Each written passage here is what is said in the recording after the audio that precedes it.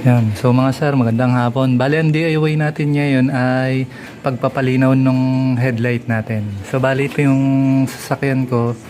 So ito yung Honda City 1997. So makikita nyo yung headlight niya. Medyo ano na, ang lalabo na. So ito. So yan, naninilaw na. So yan. So yan, bali 1997 Honda City. Bali, nahihirapan na kasi ako nung tulad nung minsan bumiyahe ako ng gabi. So wala talaga akong sobrang labo na niya. So yan ang gagawin natin ngayon. Medyo papalinawin natin. Bali, ito lang yung mga gamit natin. Liha. Bali, dalawang liha lang ang gamit ko. Yan, 1,200 grit at 1,500 at rubbing compound na turtle wax. So yan, bali yan tatlong yan. Tapos syempre basahan. Yan. So pag may mga bali ang ano ko kasi yung mga DIY natin para dito sa sasakyan natin sa Honda City. Kasi ang dami kong mga hinahanap na mga DIY sa mga ganitong sasakyan pero wala na akong makita. So kaya ang gawa ko ng ng YouTube channel para sa ganitong sasakyan. So para malalaman natin yung ibang mga kailangan i-troubleshoot dito kasi wala na akong makita ang ibang mga may ganitong sasakyan. So sobrang luma na. So yan, bali simulan na natin.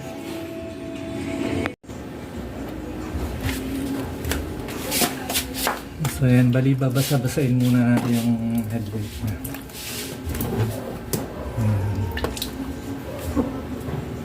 Tapos yung una natin gagamitin is 1,200 grit.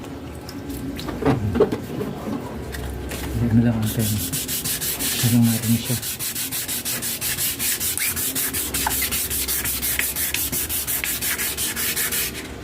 Yan, kung kita nyo, ito yung kulay dilaw, yan yung nagpapalabo sa kanya. So, kaya kailangan tanggal natin yung mga nasa salamin na yan. Yan yung kulay dilaw, basahin natin. Ayan. Yung nagpapalabo, kaya kailangan matanggal natin yung nasa ibabaw na yan.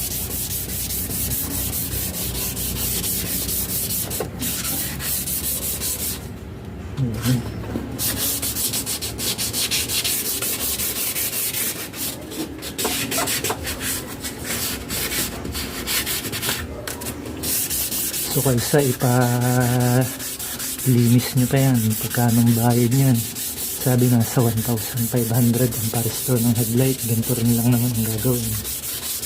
So kaya naman natin, tayo na ang gumawa.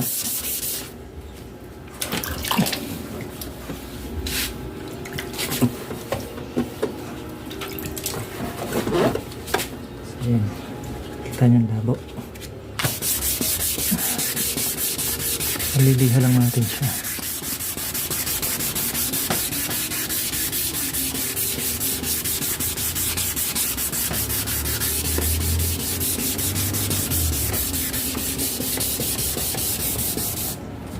Hanggang matanggal yung kulay dilaw-dilaw.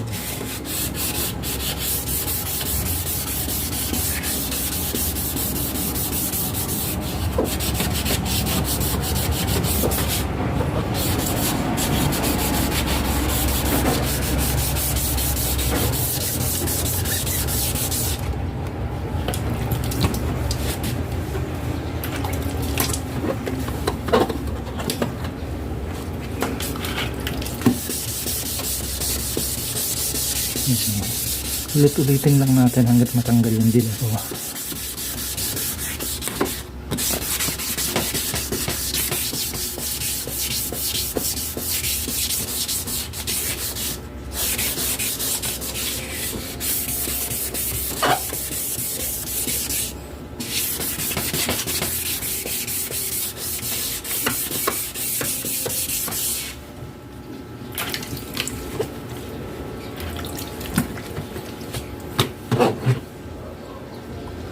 Yan. Tapos yung kasunod, 1,500. Yan, basain nyo lang.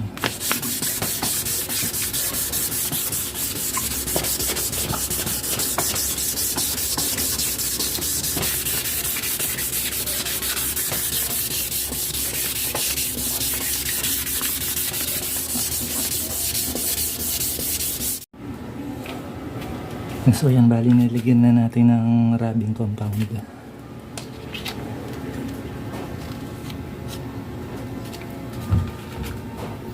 Punasan lang natin.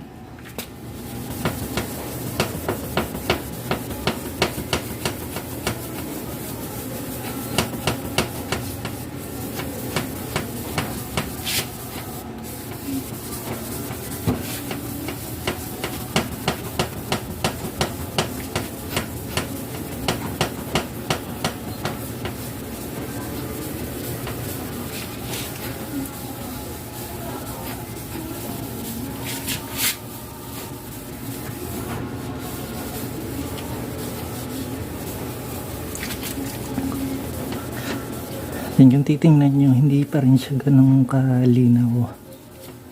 Natanggal lang yung ano niya, yung mga panilaw-nilaw. Pero hindi siya yung ganun kalinaw. Nagbago lang yung kulay niya. So titingnan na lang natin yung ilaw niya sa gabi kung may nagbago. Pero sana meron.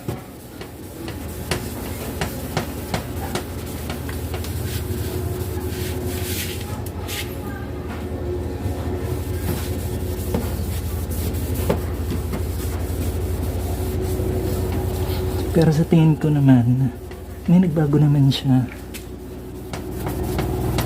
Natanggal yung paninilaw niya.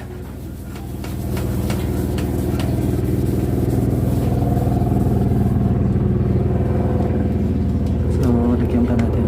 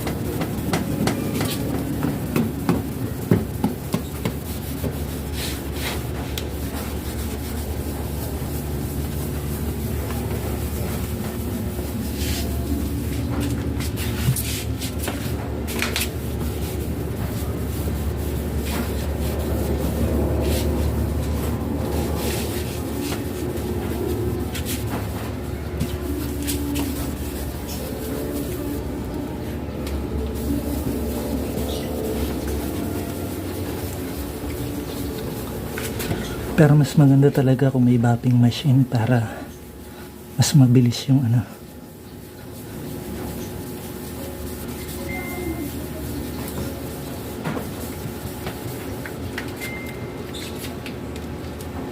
Yan.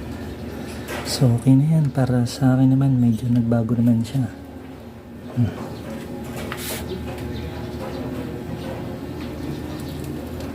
Yan, ang ganda na lang.